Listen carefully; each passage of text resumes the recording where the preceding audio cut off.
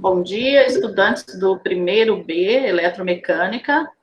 Hoje nós vamos ter o privilégio de conversarmos com o Jonathan Pagani. Ele vai falar quem é o Jonathan. Tenho bastante orgulho, mais uma vez, né, de comentar com a turma de vocês também, que eu já falei com a turma do primeiro C. O Jonathan foi estudante no IFRO. Eu fui professora do Jonathan quando ele estava no 4º ano. Daqui a pouco ele falará um pouco mais. Trabalhamos alguns projetos também. E temos hoje essa conversa que eu descobri através do Tiago, que estuda no primeiro C, Eletromecânica, de um projeto do Jonathan que é sobre a violência doméstica. Então, como nós estamos conversando sobre a violência doméstica, é interessante que o Jonathan converse com vocês também, que vocês perguntem, que vocês tirem dúvidas. Jonathan, pode ficar à vontade. Mais uma vez, agradeço a sua participação. Professora, eu que agradeço o espaço, né? É muito importante para a gente poder levar essas necessidades que elas são latentes dentro da sociedade para discussão ali dentro da escola, né? Dentro dos ambientes educacionais.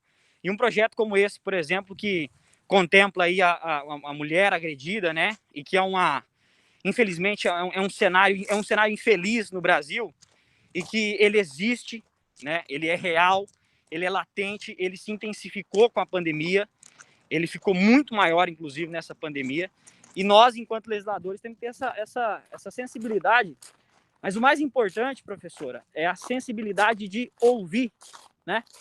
Uma coisa que eu tenho dito muito aqui nas nossas caminhadas, que o político, ele tem que só saber falar bem, ele tem que saber ouvir também, porque quando a gente reúne os alunos aqui numa sala de aula como essa, e esses alunos têm uma boa ideia para resolver um problema da sociedade, a gente tem que saber ouvir para transformar essa ideia em um mecanismo de lei, em uma iniciativa pública, em uma política pública. Por isso que isso aqui é muito importante. E aí a gente veio para discutir sobre o projeto, já foi apresentado na Câmara, vai passar pelas comissões em breve, e aí depois que passar pelas comissões, ele vai ser discutido e votado. Ele está na diretoria jurídica no momento.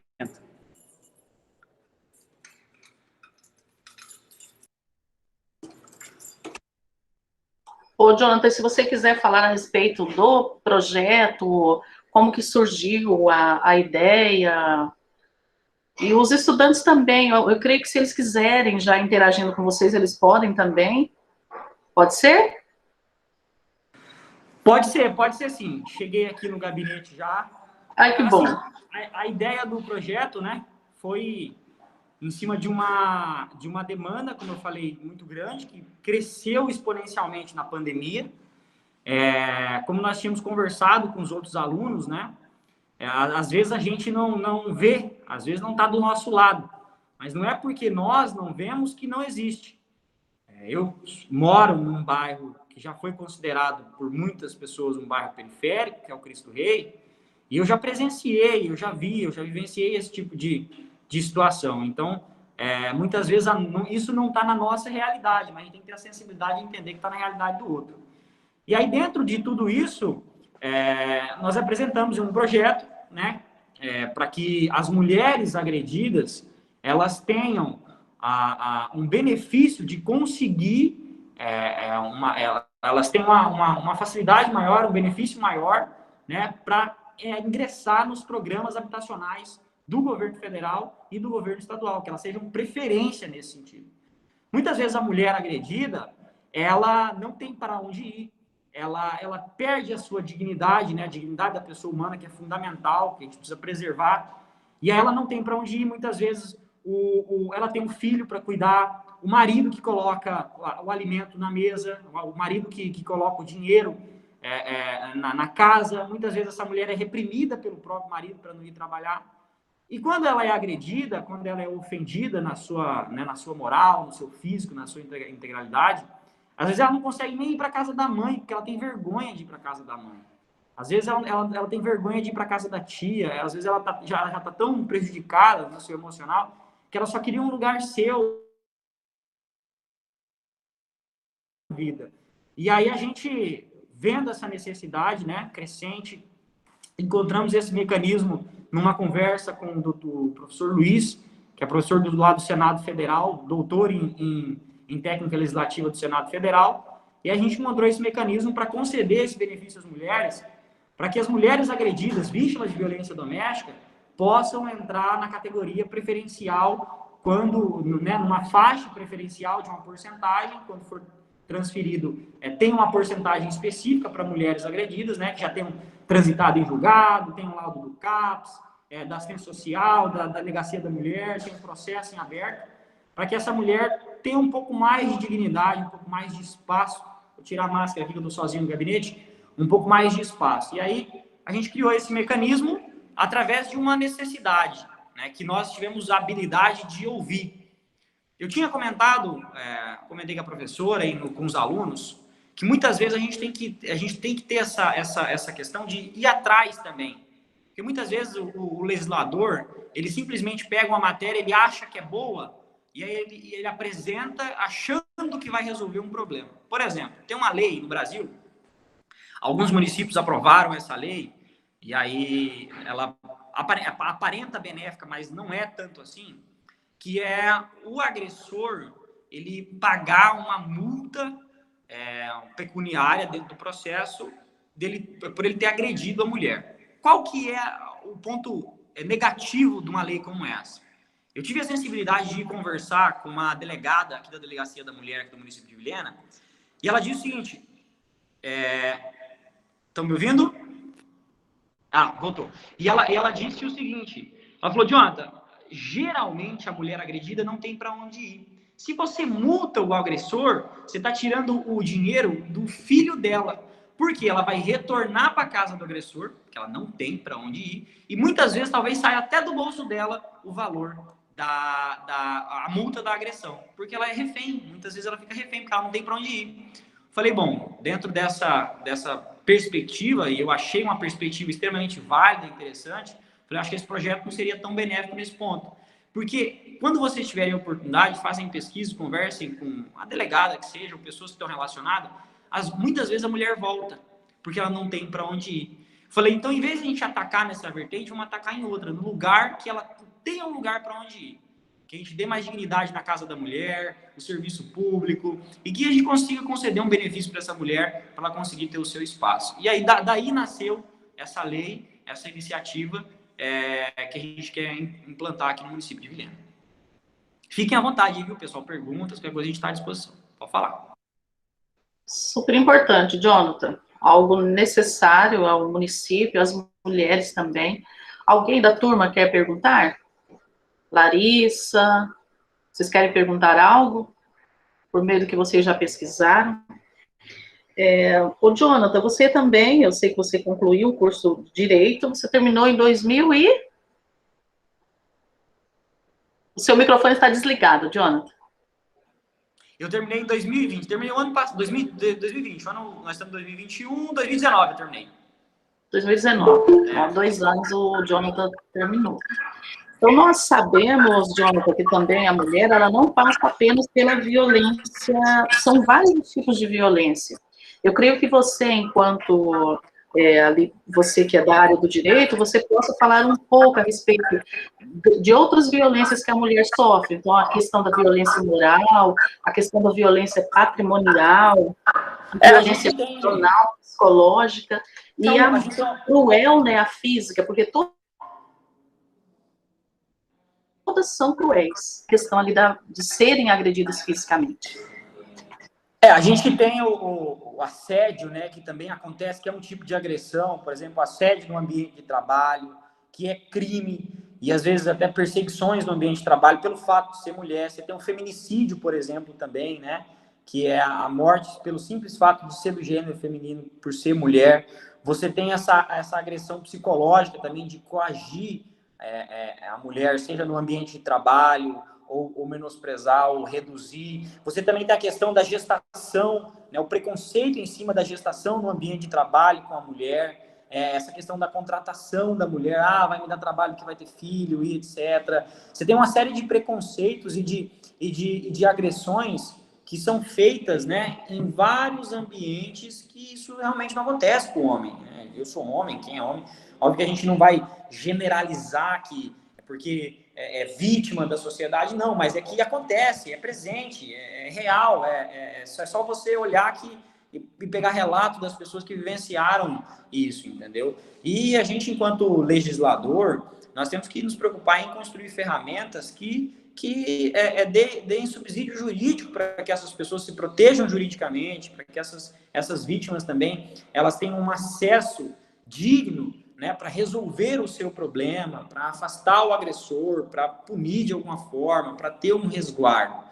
Né? Então, é uma série de agressões, e quando a gente fala nessa agressão à mulher, aí a Delegacia da Mulher faz esse mapeamento mais preciso, junto com o próprio Ministério Público também, que tem uma ala lá específica para esse tipo de situação. Você tem também a Casa da Mulher aqui em Vilhena, que o assistente social também trabalha essa questão ali. Então, é uma série de agressão, né? Não é só ir lá e dar um soco, por exemplo, e você... Isso é uma agressão. Não, a agressão, tem agressão verbal, agressão moral, a opressão, né? Então, tudo isso a gente precisa... Tudo isso tem que ser considerado, sim, agressão.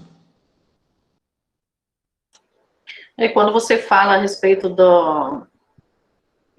de cobrar algo, né, de quem causou a violência na mulher, que não aconteça isso, porque vem a questão da violência, podemos falar também a violência patrimonial, porque às vezes a mulher, ela passa, né, também por isso, infelizmente passa. Larissa, você quer comentar algo? A Larissa, Cristiano? Eu só acho interessante que eu já conheci muitas pessoas, né, maioria em si homens, dizendo que a maioria dessas coisas não existe, né, esses assédios e tudo mais, mas assim, não querendo exagerar, mas mais de 80% das mulheres na minha faixa etária já passaram pelo assédio. E começa tão cedo que chega a ser assustador, assim, você tá andando na rua com 8 anos, você já passa por umas situações que, né? Exatamente, né? Por questão de ser mulher, né? E isso acontece mesmo, né? Você tem aí, por exemplo, quanto tipo de agressões você tem na mulher enquanto ela tem na sua infância, né? Quantos relatos a gente não tem de meninas, né, que foram, seja violentadas, seja agredidas. Então, é uma questão cultural mesmo, assim. A gente tem que desfazer esse negócio de que, por exemplo, eu fui criado por mãe solteira, eu fui criado por uma mãe solteira, eu fui criado por uma mulher, minha mãe tem o meu pai, minha mãe foi basicamente na minha vida, meu pai e minha mãe, minha avó me ajudou também, né? E assim, desconstruir essa ideia de que e você vê que isso está muito enraizado na nossa sociedade quando você pega um ditado popular, por exemplo, que atrás de um grande homem sempre tem uma grande mulher. Não é atrás, é do lado, entendeu? Não existe esse negócio de estar atrás. E aí isso é o que? Isso mostra um reflexo cultural, estrutural daquilo que a gente já está no nosso código já, né? De que ela está atrás, ela é inferior. Pelo contrário, muito pelo contrário. Eu fui criado por uma mãe solteira, e aquela mulher ali é valente demais, muito mais macho do que muito homem, vou dizer assim, muito mais valente, muito mais empoderada que muita gente, né? Mas isso é o quê? São construções que a gente tem que fazer com um projeto como esse, com a sensibilização, com uma aula como essa, com um momento como esse. O rapaz, o menino, ele tem que entender que sem uma mulher, e isso é bíblico também, que sem uma mulher, assim, uma mulher, ela é um divisor de águas na sua vida. Eu falo isso por experiência própria, entendeu? Ela pode te levar a ser o homem mais rico do mundo, né? Você pode levar a ser o cara mais influente, o cara mais sensível. É só a gente pegar as histórias bíblicas, por exemplo, de todos aqueles que tiveram grandes mulheres na vida, e depois a gente tem um resultado de tudo isso. Então a gente precisa resgatar isso aí para a nossa sociedade e trazer esse valor. Isso é feito sim na política, isso é feito sim numa aula como essa, isso é feito sim vocês nas redes sociais, entendeu? E é assim que a gente vai mudando essa consciência, né? E que eu achei interessante, Jonathan, porque essa fala, como eu havia dito na aula anterior, ela surgiu por causa da leitura de uma peça teatral, A Farsa de Inês Pereira, do Gil Vicente, E eu não sei se na época foi essa que você leu, a tua professora do primeiro ano, não sei qual a peça teatral do Gil Vicente que ela pediu para que vocês lessem.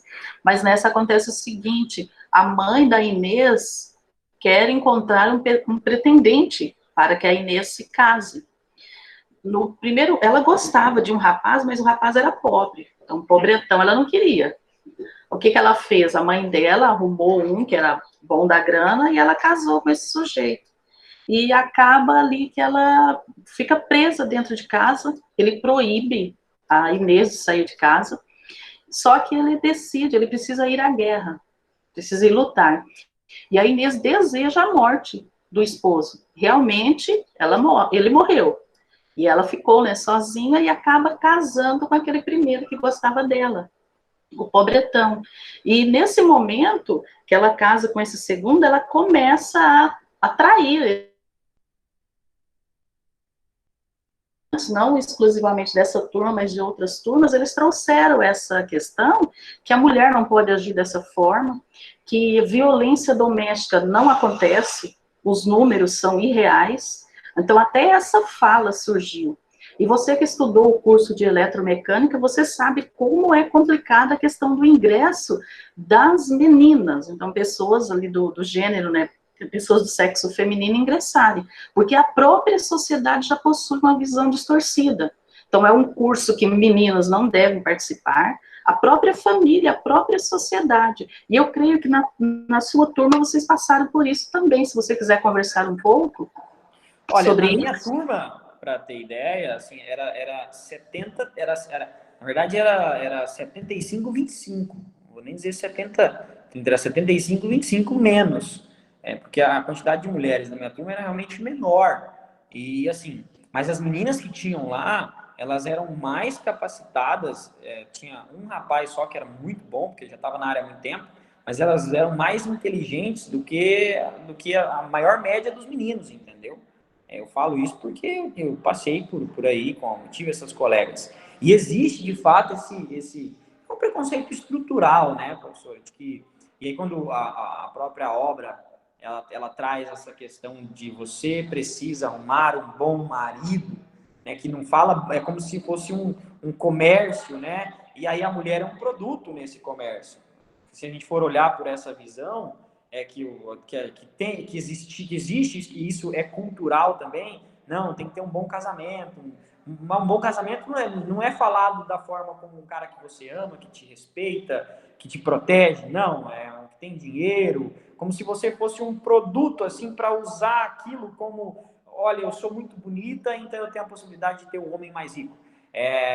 Entendeu? Esse tipo de coisa é estrutural mesmo, cultural, e que eu acho que parece que a obra permeia nesse sentido aí. E ao se falar em relação às mulheres no nosso curso, sim, existia um preconceito muito grande, até nessa barreira da própria instituição em oferecer essa vaga para o público feminino, né? Essa restrição, essa barreira. Mas isso são feitos com boas campanhas de publicidade, mostrando que não é isso, com estratégia de marketing eficiente, e com um momento como esse, que lá no futuro cada um vai fazer parte de uma empresa, de uma indústria, e vai ter essa sensibilidade de olhar, olha, essa aqui é uma necessidade real, então vamos fazer nesse sentido. Larissa, obrigada. Jonathan, pode falar, por favor? Essa coisa do casamento é muito interessante, porque assim, eu tenho umas vivências sobre isso. Eu sou uma mulher considerada uma mulher alta, né? Eu tenho 1,73, 1,75. E a primeira coisa que eu escuto é sempre, nossa, você precisa encontrar um marido maior que você, né? Já imaginou você casar com um homem menor que você? E assim, é a mesma pessoa fala isso toda vez que me vê. Nossa, como você é grande, você vai precisar de encontrar um marido maior que você, né? Vai ser difícil arranjar casamento. Como se a única coisa na minha vida fosse casar. Ô, Larissa, e o que você responde? Ou prefere não responder? Ah, a professora me ignora. Eu fiz assim, nossa, e você tá solteiro com 40 anos, né? Mas casamenteiro, parabéns. Você parou 2 vezes e tá vindo falar pra mim, meu casar, com 15 anos. São esses olhares, essas falas, então nós temos que quebrar esses paradigmas, essas visões, como o Jonathan falou, a questão estrutural. Heloísa, você quer falar? É que Heloísa eu ia B. falar que, tipo, outra coisa também que falam geralmente case com homem rico, como se a gente não pudesse ter o nosso próprio,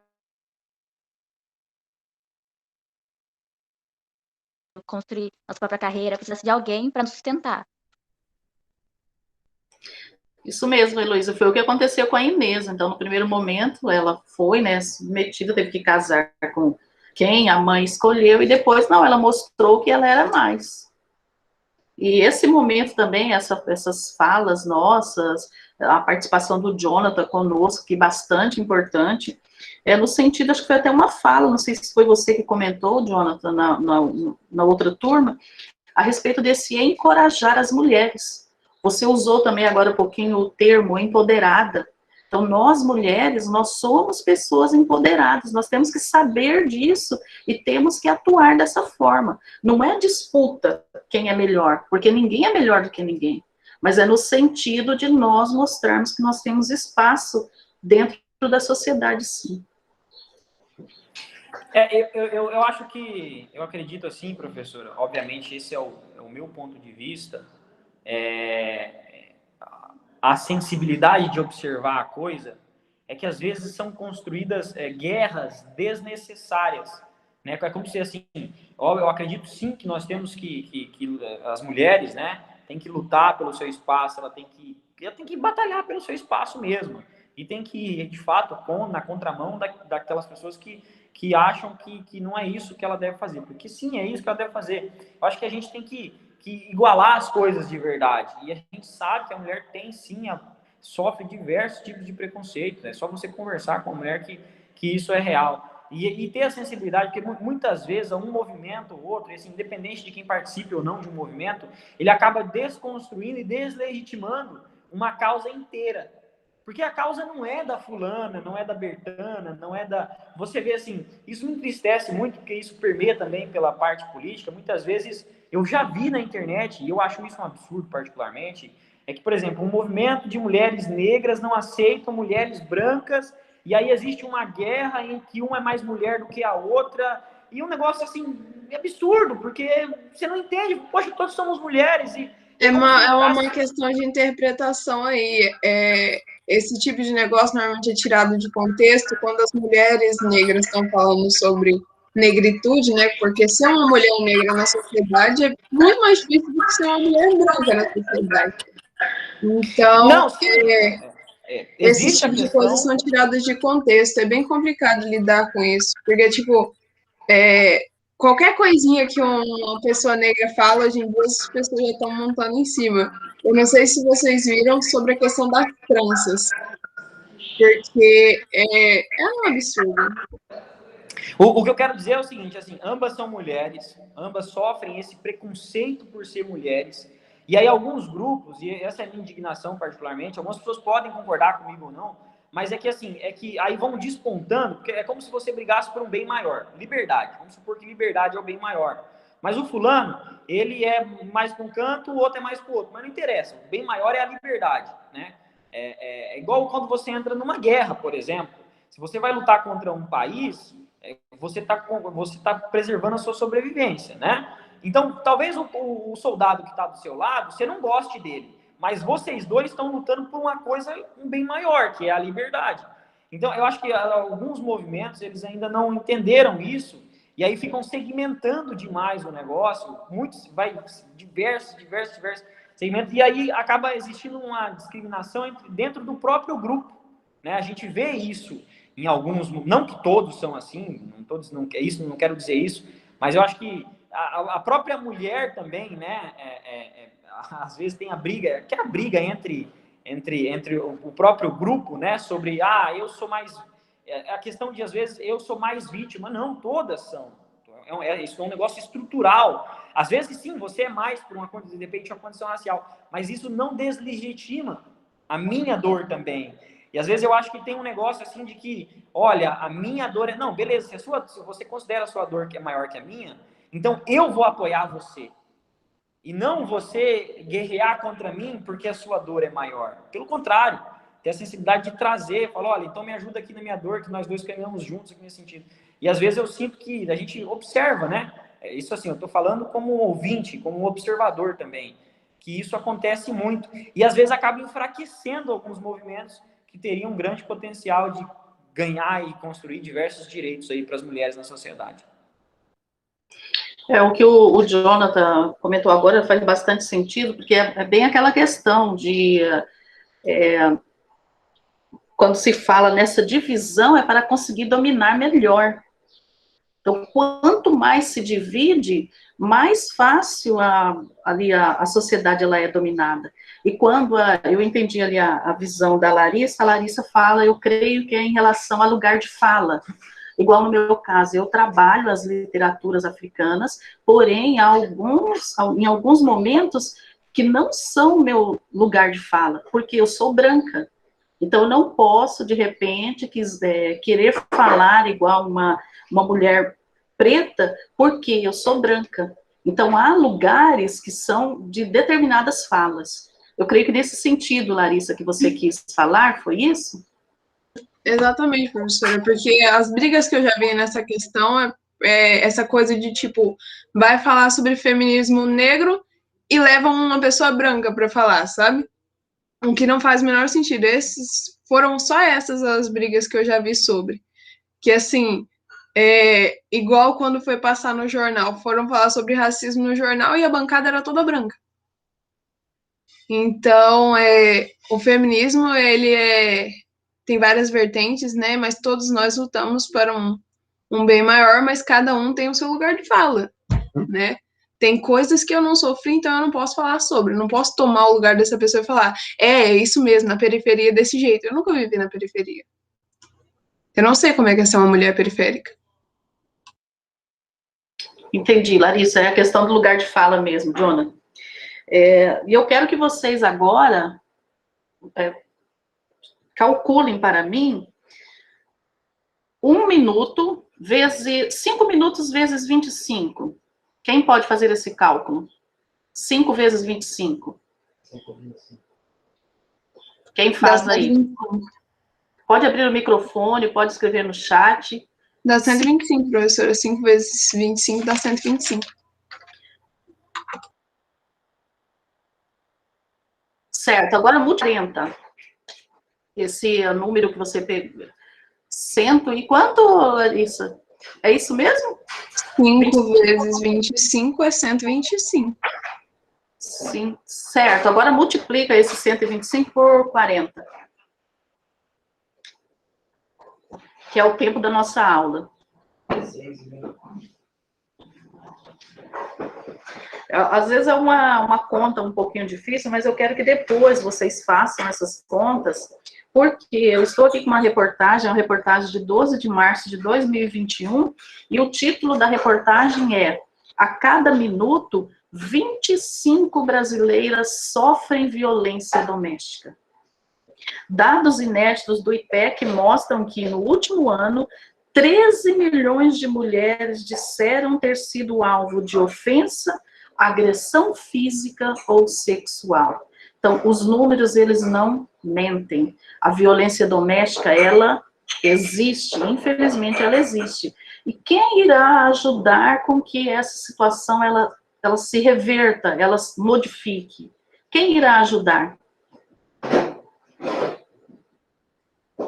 Eu acho que esse é um papel conjunto de todos nós, né, de todos os agentes da sociedade, porque, como eu digo assim, eu passei pelo IVE, por exemplo, hoje eu sou vereador, daqui 10 anos eu vou encontrar algum de vocês em alguma indústria, em alguma empresa, dono de algum negócio, de um mercado, de uma padaria, de uma concessionária, enfim, e vocês vão, talvez tenham funcionárias, você tem um domínio sobre uma ferramenta de marketing, sobre o seu negócio, enfim, todos nós, né, todos nós somos esses agentes. Mas mais importante do que isso ir, de fato, aos agentes públicos, que são aqueles que também têm a ferramenta, né? É como se fosse a chave, para você girar a chave de acesso. Mas todos nós somos responsáveis. Então, trazer uma aula como essa, a gente chegar num denominador comum, por exemplo, de construir um projeto que seja viável, que tenha um impacto interessante, né? Uma ideia legislativa, coisa nesse sentido. Então, nós temos esse papel e é importante nós desaguarmos essas demandas e essas ideias também. Porque a consciência política, e agora eu falo com propriedade nisso, o cidadão brasileiro, ele é muito pregado, assim, ele tem esse negócio de os meus direitos. Você vê que é um negócio muito, se estufa o peito para dizer os meus direitos, mas às vezes você não propõe um projeto, não dá uma ideia, não fiscaliza o negócio que está na frente da sua casa, não se preocupe em fazer uma denúncia de uma irregularidade que está do seu lado e você sabe que existe. Então, assim, né, essa necessidade gigantesca dos meus direitos e esquecer quando a gente fala dever, é uma questão de sociedade mesmo, né, de propor, poxa, a gente sabe que, por exemplo, que a mulher sofre violência. O que a gente faz para a mulher parar de sofrer violência? A gente sabe que, sei lá, o fulano passa mal. O que a gente faz para o fulano passar bem? E esse tipo de coisa, porque a gente só quer o benefício da história, né? Mas a situação, o problema, muita gente foge, né? Muito obrigada, Jonathan. Alguém quer perguntar? Quem está na sala aí? Bruno, Kaique, Alfredo, Micaela, Cristiano, Ivan, Sabrina, Milena, Heloísa. Vocês querem perguntar algo ou querem comentar algo, por favor? A Larissa trouxe ali, ó, ela fez o cálculo, ó, 5.000 mulheres. Então, imaginem, durante a nossa aula, que são 40, nossa aula síncrona, que são 40 minutos, 5.000 mulheres sofrem violência doméstica. É um número preocupante. Pode falar. Professora, a senhora travou, eu não consegui ouvir o que a senhora disse. Desculpa, Larissa, eu falei que você trouxe ali, né, trouxe o número 5.000, então durante a nossa aula síncrona, que são 40 minutos, 5.000 mulheres sofreram violência doméstica, é um número alarmante, assustador. Jonathan, você quer falar? Não, pode, assim, se tiverem perguntas, dúvidas, podem mandar aí que a gente está aqui para responder. Eu só queria comentar que a gente, às vezes, quando a gente pensa em violência doméstica, a gente pensa num negócio tão longe da nossa realidade e, na verdade, tá ali, sabe? É seu vizinho, que é uma família perfeitinha, tão certinho, um casal tão bonito na rede social, e aí chega um dia, você escuta e você descobre que ela apanha, sabe? E às vezes tem até aquela situação, né, que, briga de marido e mulher, não põe a colher, e esse negócio assim, às vezes, por exemplo, se você presencia uma violência doméstica, uma violência de alguém, ser humano, assim, de um ser humano comum, né, quando é uma mulher, uma criança, você vê que é algo exacerbado, a gente tem, acho que a condição moral de entender que aquilo ali a gente precisa intervir em algum momento, não que você vai chegar lá e vai falar para a mulher que ela tem que ir embora, mas ou orientar ela, ou tentar se aproximar para dar um conselho, ou de repente chamar a polícia mesmo e falar, prende esse cara aqui que ele está agredindo essa mulher, isso é violência física, enfim.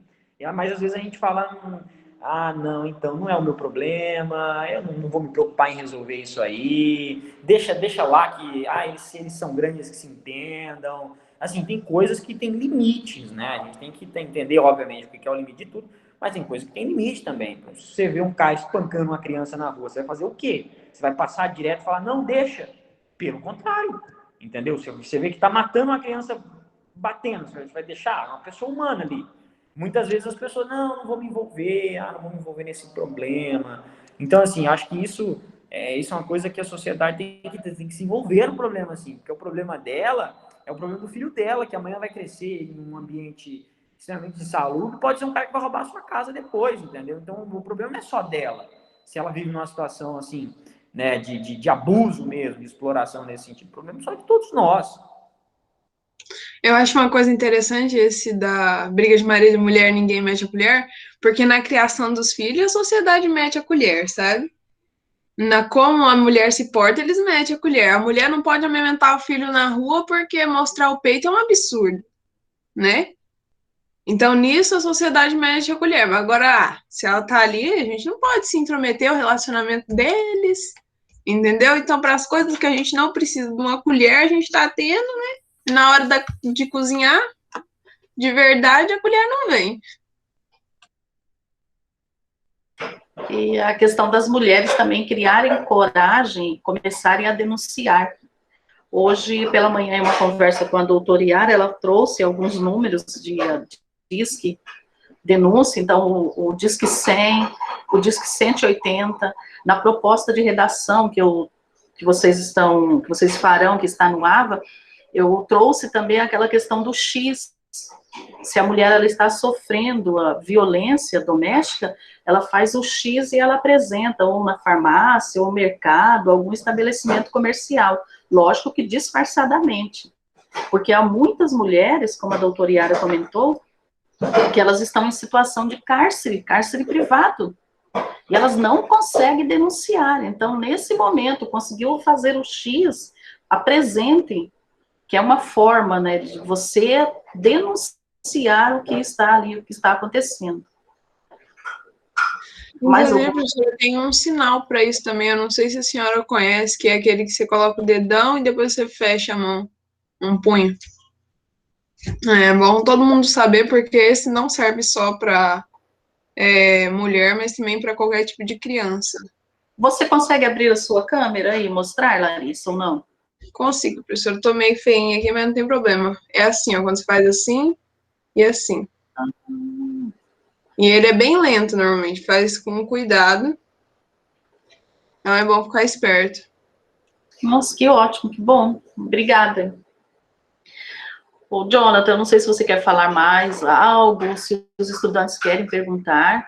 Eu quero agradecer pela sua participação. Eu sei que o seu tempo é bastante corrido, mas você ajudou bastante. Ó, veja quem quer entrar na sala. Jonathan, não vou deixar que deve ser alguém querendo bagunçar. Canguru da motoquinha.